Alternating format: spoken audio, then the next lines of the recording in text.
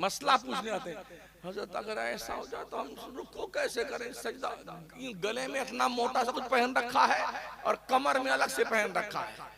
एक आदमी पकड़ के लेके आता है हरमैन तैयबैन में, लोगों ने हजारों कुर्सियां रखी हुई है हरमैन शरीफैन में। अब तो हमारे मुल्क में भी बहुत सारी कुर्सियां मस्जिदों में रख दी गई हैं, बहुत सारे लोग बैठे हैं।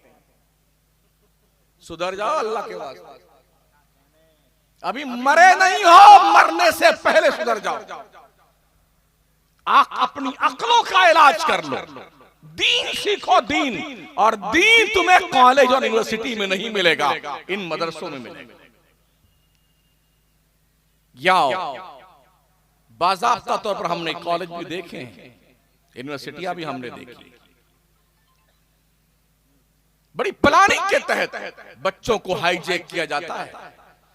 छोटे छोटे 3-3 साल के बच्चे, 3.5, यानी लोग इतना परेशान हो गए अपने बच्चों से, अगर कोई चिल्ड्रन हाउस बन जाए कि पैदा करके बच्चे ला के यहाँ छोड़ जाओ, हम ही पाल लेंगे, तो लोग जल्दी छोड़ाएंगे। 2 दिन का बच्चा छोड़ के आ जाएंगे, आप पालो हम पैसा दे देंगे आपको, हमको छुट्टी मिल जाए पालने से। बच्चों को छोड़ के आते कॉलेज में, और जानते हो उनकी प्लानिंग, खूबसूरत खूबसूरत लड़कियां अच्छे अच्छे ड्रेस पहन करके, सज धज करके, प्लेट में चॉकलेट, लॉलीपॉप, क्या क्या लेकर के खड़ी रहे, वेलकम वेलकम ऐसा, वेलकम वेलकम, गोद में उठाती हैं, पप्पी लेती हैं। वो बच्चा 3 साल का जब स्कूल में आता है तो प्यार का ये माहौल देखने के बाद उसको लगता है यहाँ ठीक है, यहाँ पढ़ने जाएंगे, बड़ा खुश खुश जाता है। हमारे मदरसों में क्या होता है, बड़े अदब के साथ ऐसे पकड़ता है मौलाना साहब हाथ छोटे छोटे बच्चों का, इतना डंडा मार मार के वो चिल्लाता रहता है, ये मार, ये भी नहीं जानता इसकी कैपेसिटी क्या है बेचारे की।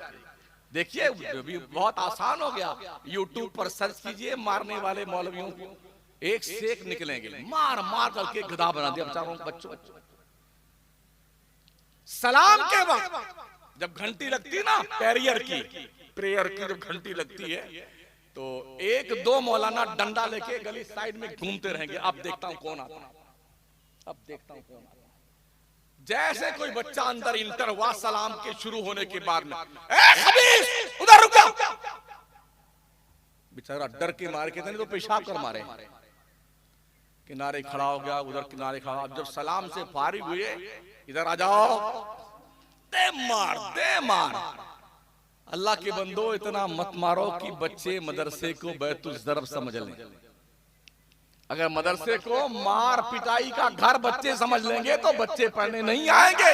इन्हें प्यार दीजिए, मोहब्बत दीजिए, ताकि बच्चे आपके करीब आए और फिर इन्हें आप दीन की तालीम सिखाएं। बहुत कमियां हैं हमारे अंदर, हमें उन कमियों को दूर करने की जरूरत है साथी, वरना याद रखना जमाना आपको ऐसे खड्डे में ढकेलने को तैयार है, बस गिरने की देरी है, हम एकदम किनारे खड़े हुए हैं। सर्च कीजिए अपने आप, फिक्र कीजिए, आप चलिए ना रास्तों में तो लोग टून कसते हैं, हम तो अपना आईडी प्रूफ छुपा नहीं सकते हैं। कुर्ता पजामा तो हमारा है ही माशाल्लाह, दाढ़ी शरीफ भी है, सुभान अल्लाह, टोपी भी है, सब लगी रहती है, तो हम तो दूर से ही पहचाने जाते हैं कि मुसलमान हैं, मौलाना है, हाफिज जी है, कारी साहब वगैरह वगैरह। आम आदमी जो सिर्फ पैंट बुशर्ट में रहता है, दाढ़ी नहीं रखता है और टोपी नहीं लगाता है, तो वो तो कॉमन सेंस रहती, ये सब में चल जाता है, लोग पहचान नहीं पाते, लेकिन हमें दूर से लोग पहचानते हैं। हमें वो टोन भी झेलने पड़ते हैं जो लोग पीछे से आवाज कसते हैं, पाकिस्तानी है ये फलाना है, ये कहां जा रहा है, पाकिस्तानी आतंकवादी है, ये जुमले हमको सुनने पड़ते हैं, सुन करके इस कान से निकाल देना पड़ता है। हमारे प्रति, हमारे ताल्लुक से दुनिया की सोच क्या है, हमें उस सोच को बदलने के लिए पढ़ना होगा और सिर्फ पढ़ना होगा। पढ़िए और अपना मकाम पहचानिए। आज की तारीख में कौम मुस्लिम के हर मर्ज का इलाज सिर्फ तालीम है, सिर्फ तालीम। 20 साल से 25 साल तक के लिए ठान लो कि मुझे सिर्फ पढ़ना है और सिर्फ पढ़ना है, आपके हर दुख दर्द का इलाज ये 20 साल 25 साल का आपका वनवास होगा। दुनिया पढ़कर यहां तक पहुंची भाई साहब, इसलिए पढ़िए, दीनदार बनिए और नमाजें भी पढ़िए, सुन्नी नमाजें। एक जरूरी मसले को क्लियर कर दूं, मैंने कहीं तकरीर में कहा था कि हर वहाबी काफिर नहीं होता है। कुछ दोस्तों ने उस पर ऑब्जेक्शन किया है, इस पॉइंट को क्लियर कर दूं मैं। हर वहाबी काफिर नहीं होता है। उसके साथ मैंने ये भी कहा था कि वो लोग जो वो मलायने अरबा, 4 वो मुर्तद इस्लाम के दायरे से खारिज, जिन पर आला हज़रत सरकार ने, उलमाए हरमैन तैयबैन ने जिन 4 मौलवियों पे उनकी कुफरी इबारात की बुनियाद पर कुफ्र के फतवे लगाए हैं, अगर किसी भी वहाबी को उसका पता नहीं है, वहाबी घर में पैदा हुआ बहुत सारे हैं, 50% ऐसे हैं जिन्हें पता नहीं कि वहाबियत क्या है। वो समझते हैं ये नमाज रोजा नहीं बल्कि ये नियाज फातिहा के झगड़े का नाम सुन्नी वहाबी। 50% ऐसे लोग बनती है। तो ऐसे लोगों के पास जब वो इबारत पढ़ ले, पढ़ के समझ ले, और अगर पढ़े नहीं है तो वो इबारतें सुन ले, सुनकर समझ ले, अब अगर वो उसको फॉलो करते हैं तो वो काफिर है। ये मैंने उस तकरीर में कहा था। लोगों ने ऑब्जेक्शन किया उस पर। आला हज़रत सरकार इमाम अहमद रज़ा फाज़िल बरेलवी फतावा रज़विया शरीफ के 6वीं जिल्द में तहरीर फरमाते हैं, जिनके अकीदे मुज़ब्ज़ब हों उनके साथ सख्ती से ना पेश आओ, नरमी से पेश आओ, उन्हें अपने करीब लाओ, उन्हें दीन समझाओ। नरमी के जो फायदे हैं वो सख्ती के नहीं। ये आला हज़रत का फतवा। शारह बुखारी हज़रत अल्लामा मुफ्ती शरीफुल हक साहब क़िबला रहमतुल्लाह ताला अलैह अपनी फतवा के जिल्द 2 फतवा शारह बुखारी के गालिबन 336 नंबर पेज पर शारह बुखारी तहरीर फरमाते हैं कि हर वहाबी काफिर नहीं है। मैंने ये पूरी इबारत दोनों पेज 3 पेज 2.5 पेज समेत और शारह बुखारी शरीफ के शारह मुफ्ती शरीफुल हक साहब के फतावा शारह बुखारी की पूरी जिल्द दिलबर भाई के उस पर व्हाट्सएप पे मैंने भेज दी। इसको पढ़ लीजिएगा, समझ लीजिएगा। मैंने वही कहा है जो हुजूर शारह बुखारी मुफ्ती शरीफुल हक साहब क़िबला अमजदी अलैहि रहमान। हम बिल्कुल किसी काफिर के तरफदार नहीं हैं, चाहे उसकी दाढ़ी 1 मीटर की हो चाहे 10 मीटर की हो, लेकिन हम किसी भी गैर काफिर को काफिर कहने की भी तरफदार नहीं। कुफ्र का मसला इतना संगीन है, फरमाया गया है कि अगर किसी ने कलमे कुफ्र बका है और उसके 100 पहलू किए जाएं, 100 पहलू में से 99 पहलू कुफ्र का निकलता हो, एक ही पहलू ईमान का, तो सरकार आला हज़रत खुद फरमाते हैं उसके ईमान की तावील की जाएगी। यही वजह है इस्माइल दहलवी जैसे दज्जाले जमाना के 77 कुफरियात गिनवाने के बाद भी आला हज़रत जैसे मुहक्किक ने उसे काफिर नहीं लिखा। हमारे ये कहने का मतलब नहीं है कि वहाबी मेरा दोस्त या हम वहाबियों के दोस्त हैं, जी नहीं। बचना बहुत जरूरी है, लेकिन कुफ्र के मामले में इतना गैर मोहतात होना भी ठीक नहीं है कि जो काफिर नहीं है उसको भी काफिर बना दें। फतवा को देख लीजिएगा, जिन बुजुर्ग हमारे उलमा को जरूरत होगी। दिलबर शाही के व्हाट्सएप पे मैंने अभी डाल दिया है, यहाँ आने से पहले शारह बुखारी के फतवा शारह बुखारी की दूसरी जिल्द भी पूरी डाल दी है, और वो पेज भी 2.5 डाल दिया है, 2.5 पेज, जिसमें ये इबारत लिखी हुई है। इस गांव का नाम क्या था? मोमिनाबाद बड़वाड़ी के लोगों, आपस में एकजुट होके रहो, मुत्तहिद और मुत्तफिक होके रहो। अफसोस इस बात का, जब यहाँ पहुंचा तो एक मौलाना ही लड़ रहे थे सबसे। मस्ताना थे। अच्छा अच्छा अच्छा, अल्लाह रहम करे। खैर दुखद घटना है। मुल्की पैमाने पे हम सुन्नियों की ढंग की कोई तंजीम नहीं है, मुल्की पैमाने की बात कर रहा हूं। छोटे छोटे खानों में हम सुन्नी हो करके एक ही अकीदा है, एक ही सोच है, बरेली शरीफ को हम फॉलो करने वाले हैं, फिर भी हमारी सोच अलग अलग बटे हुए खानों में। क्यों यार, क्यों एक नहीं होते हो? बुनियानो मरसूस क्यों नहीं बन जाते? भाई इज्जतें तो अल्लाह देता है, अल्लाह ही जलील करता है किसी को, अल्लाह इज्जत देता, मैं नहीं कहता। अल्लाह खुद फरमाता वो तो इज्जो मंतशा वो तो जिल्लो मंतशा। अल्लाह जिसे चाहता इज्जत देता है, जिसे चाहता जलील कर देता है। इज्जत देने की बारी आई तो हबशा के बिलाल को काबा की छत पर पहुंचा दिया अजान देने के लिए, और जलील करने की बारी आई तो अबुल हकम माना जाने वाला अबू जहल पूरी दुनिया इंसानियत में अबू जहल के नाम से पहचाना गया और जाना गया। यह है इज्जत देने वाला रब और जलील करने वाला रब। तो इज्जतें रब से मांगी जाए, जिल्लत से बचने की रब से दुआ मांगी जाए, अल्लाह ही इज्जत देता है। उसकी तहजील काम पर कशकोले गदाई लेके भीख मांगने की जरूरत है। दोस्ताने मोहतरम, 10 बच्चों ने आज हिफ्ज़े कुरान की तकमील की है, जिनके सरों पे दस्तार उलमा के हाथों से बांधी गई है। इन्होंने अपने सीने में कुरान महफूज किया है। और आप समझ सकते हैं 30 पारे के जो हाफिज होते हैं बच्चे, कुरान जैसी वो अजीमुल मर्तबत किताब जिसका बोझ बर्दाश्त करने की सलाहियत पहाड़ नहीं रखता है। लौ अंज़लना हाज़ल कुरान अला जबलिन लरअयता खाशिअम मुतसद्दिअम मिन खशियतिल्लाह। अगर मैं कुरान पहाड़ों पे उतारता तो ए मुखातब तू देखता अल्लाह की खशियत से पहाड़ रेजा रेजा हो जाता। पहाड़ जिस बोझ को बर्दाश्त नहीं कर सकता, मुसलमान का मेरे ख्याल से 11 साल का बच्चा होगा, 12 साल का, ठीक है ना, इस बच्चे के दिल ने वो 30 पारे का बोझ बर्दाश्त किया है जो पहाड़ नहीं बर्दाश्त कर सकता। पहाड़ कितना मजबूत होता है, कितना सख्त होता है, और दिल गोश्त का एक लोथड़ा होता है ना, 100 ग्राम का या 150 ग्राम का वो दिल होता है।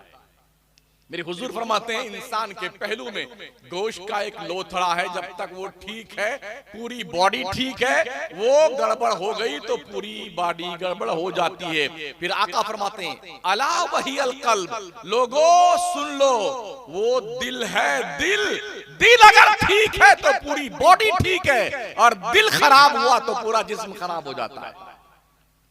वो गोश्त का एक लोथड़ा 100 ग्राम का जो बोझ पहाड़ नहीं बर्दाश्त कर सका, वो एक मुसलमान के 11 साल के बच्चे के दिल ने बर्दाश्त किया है। इस बोझ को बर्दाश्त करने के लिए बॉडी बिल्डर होना जरूरी नहीं है। कितना छोटा सा है, मेरे ख्याल से अगर इसको तौला जाए तो कोई 30 या 35 किलो का होगा ही, इससे ज्यादा नहीं। उमूमन हुफ्फाज जो है दुबले पतले ही होते हैं। इधर भी देखिए कोई तंदुरुस्त रुस्तम पहलवान नहीं दिखता हमें, सब दुबले पतले दिखते हैं। बोझ बर्दाश्त करने के लिए कुरान की अजीमुल मर्तबत किताब का बोझ बर्दाश्त करने के लिए सलामती वाला दिल होना चाहिए। जिन दिलों पे ये तहरीर लिखी जाती है ना, अल्लाह फजल फरमाता है, और फिर ये दिल इसे कब्र की मिट्टी खा नहीं सकती, जहन्नम की आग जला नहीं सकती है।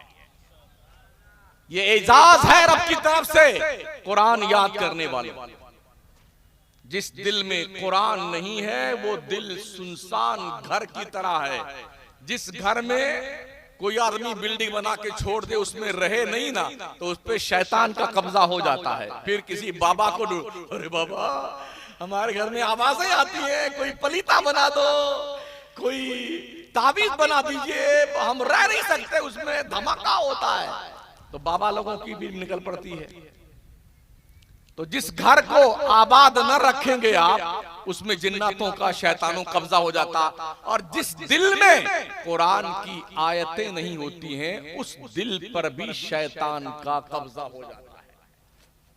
वमन याशु अन ज़िक्रिर रहमान नुक़य्यिद लहू शैतानन फहुव लहू करीन। जो दिल अल्लाह के जिक्र से गाफिल हो जाए, उस दिल पर शैतान का पहरा बिठा दिया जाता है।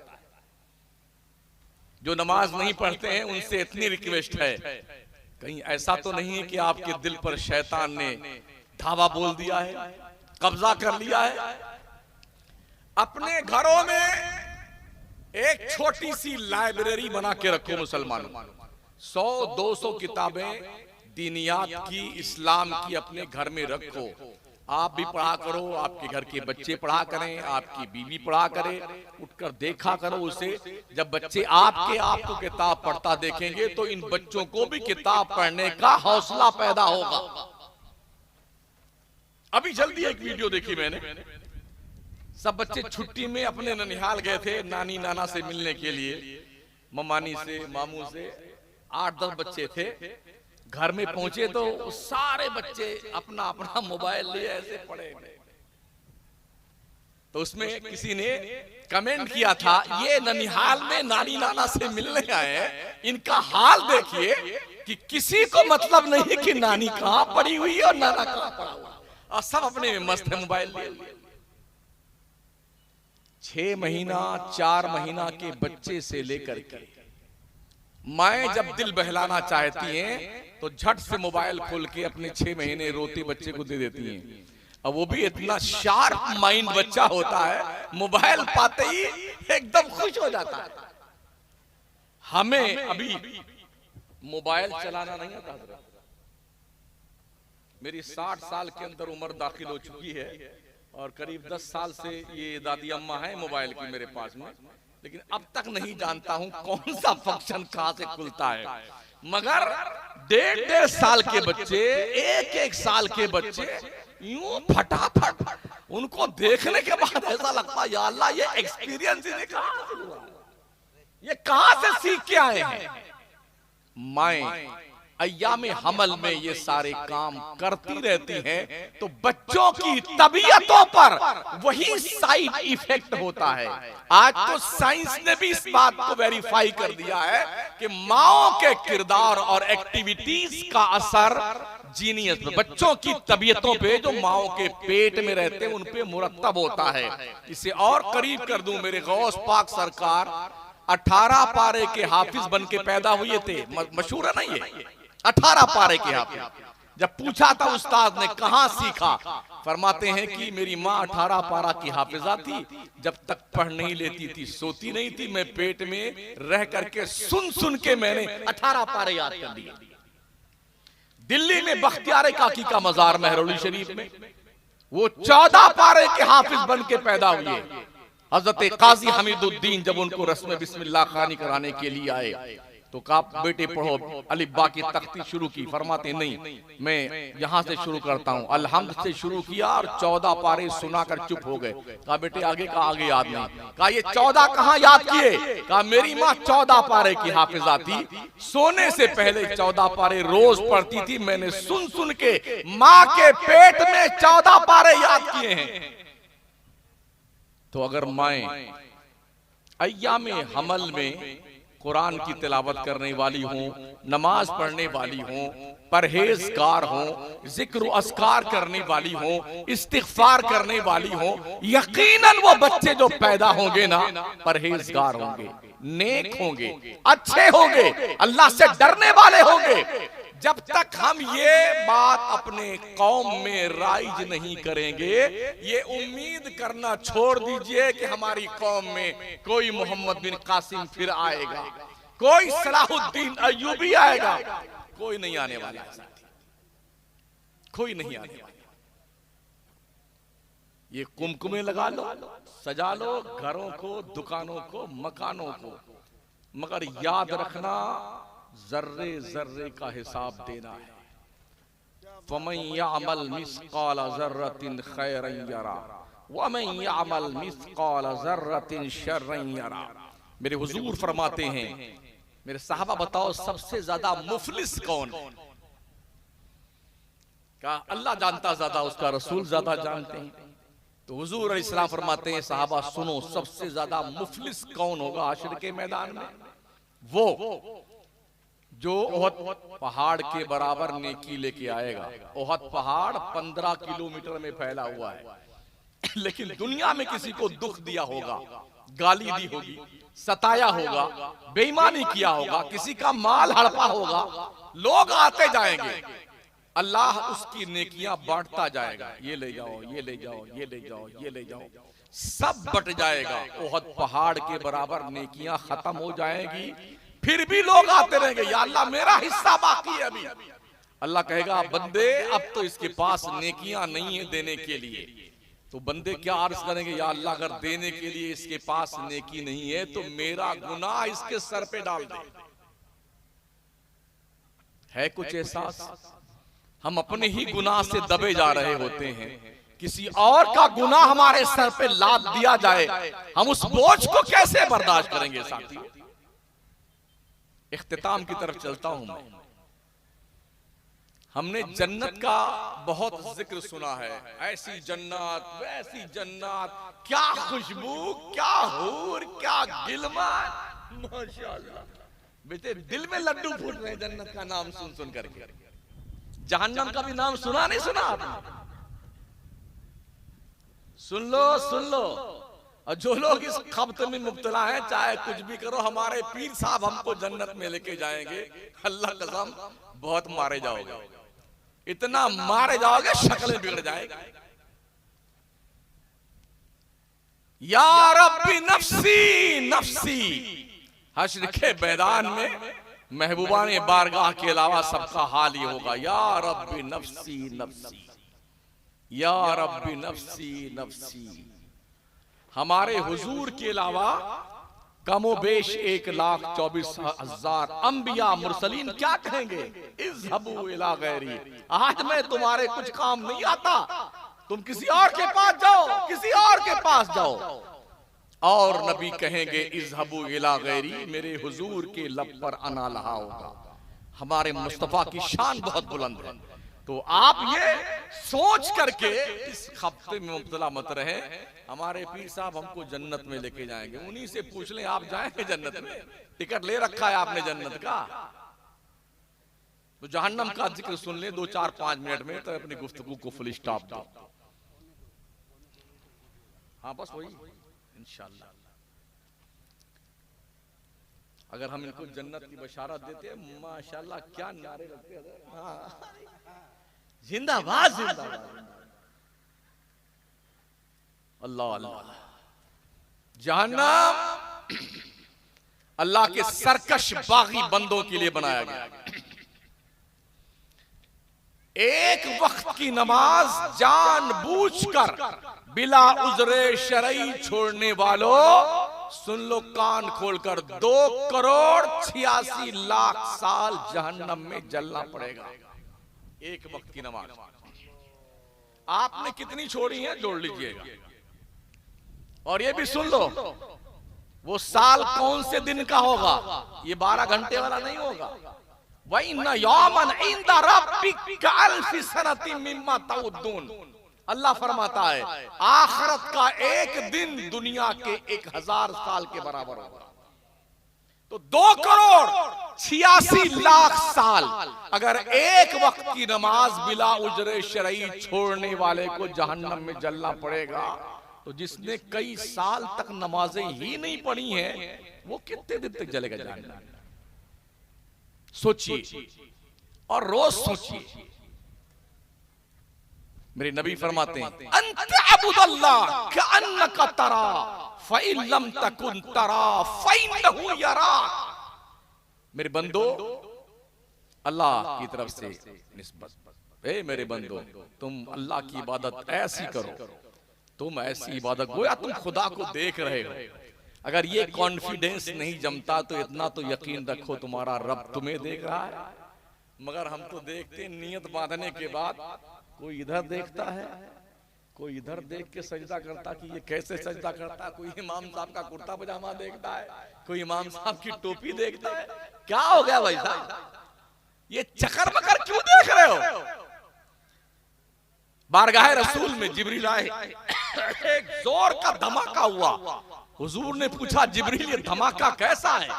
कहा या रसूलल्लाह 70 साल पहले जहन्नम की मुंडेर से एक पत्थर जहन्नम में ढकेला गया था, 70 साल के बाद जहन्नम की तह में पहुंचा ये धमाका उसका। बाल से ज्यादा बारीक, तलवार से ज्यादा तेज, उस पुलिस परात पर से सबको गुजरना है। अगर तुम ये समझते हो ये मौलाना लोग किस्सा कहानी सुनाते हैं, कोई बात नहीं, इंशाअल्लाह पता चल जाएगा वहां जाने के बाद। सबको गुजरना उस पर से। जहन्नम को अल्लाह ने अपने सरकश और बागी काफिर बंदों के लिए, मुशरिक बंदों के लिए बनाया है। जानते हैं आप जहन्नमी का ये जो शोल्डर है ना, शोल्डर, इस शोल्डर से लेके इस शोल्डर तक अगर यहां से घोड़े पे बैठ करके कोई घुड़सवार दौड़ाए घोड़ा और मैक्सिमम दौड़ाता रहे, कहीं ना रुके, 2 महीना लगेगा इस शोल्डर से इस शोल्डर तक पहुंचने में। जहन्नमी का ये शोल्डर इतना चौड़ा कर दिया जाएगा। ये दांत है ना, दांत, एक दांत ओहद पहाड़ के बराबर होगा जहन्नमी का। हमारे कितने दांत हैं? 32। ओहद पहाड़ कितना बड़ा है? 15 किलोमीटर में। एक दांत 15 किलोमीटर का, तो 32 दांत कितने होंगे? मेरे ख्याल से 480 किलोमीटर। ये 32 जो बैठाई जाए जहन्नमियों की, 32 दांत की, तकरीबन 480 किलोमीटर में ये बनेगा। इस पर थोपड़ा लगाया जाएगा, कितना बड़ा उसका सर होगा और उसका जबड़ा होगा कितना बड़ा, तसव्वुर कर सकते हैं आप। और ये जो हमारा चमड़ा है ना, चमड़ा, जहन्नमी का चमड़ा 70 गज मोटा कर दिया जाएगा, 70 गज। और जब जहन्नम की आग इस चमड़े को जला देगी ना, तो अल्लाह फरमाता है कुल्लमा नदिजत जुलूदुहुम बद्दलनाहुम जुलूदन गैरहा लियज़ूकुल अज़ाब। जब ये चमड़ा जल जाएगा तो हम दूसरा नया चमड़ा दे देंगे ताकि इसे जहन्नम के अजाब का मजा चखाया जाए। ये है जहन्नम, आग के शोले, जिसमें इंसान को डाला जाएगा, सरकश बागियों को डाला जाएगा, गुनहगारों को डाला जाएगा, सजा भुगतने के लिए डाला जाएगा। अल्लाह हिसाब लेगा ना, किसी माई के लाल के अंदर हिम्मत नहीं कि जो अल्लाह के हिसाब पर पूरा उतरे। हजरत उमर फरमाते हैं अगर अल्लाह ने अदल से काम लिया तो कोई जन्नत में नहीं जाएगा, और अल्लाह ने अगर फजल से काम लिया तो बहुतेरों का भला हो जाएगा, जन्नत में जाएंगे। अल्लाह हिसाब लेगा और उसे हिसाब लेने का हक है। उसने फरमाया इन्ना बत्शा रब्बिका लशदीद, बेशक तेरे रब की पकड़ बहुत सख्त है। अल्लाह अपने करम के कुछ छींटे डाल दे हमारे ऊपर, रहमतों की बरसात कर दे, जमीनों को जलथर कर दे। ए रब, हमारे अमाल तो इस काबिल नहीं है, मगर तेरे कर्म से कोई बईद बात नहीं है। तो अल्लाह करीम इस इदारे को फरोग अता फरमाए, बुलंदियां अता फरमाए। ये बच्चे जो हाफिज कुरान बने हैं, अल्लाह करीम इनके सीनों में कुरान मरते दम तक सलामत रखे और इनके खानदान के लिए बख्शिश और निजात का जरिया बनाए। मुआविनीन को, मुदर्रिसीन को अल्लाह जज़ाए खैर बख्शे।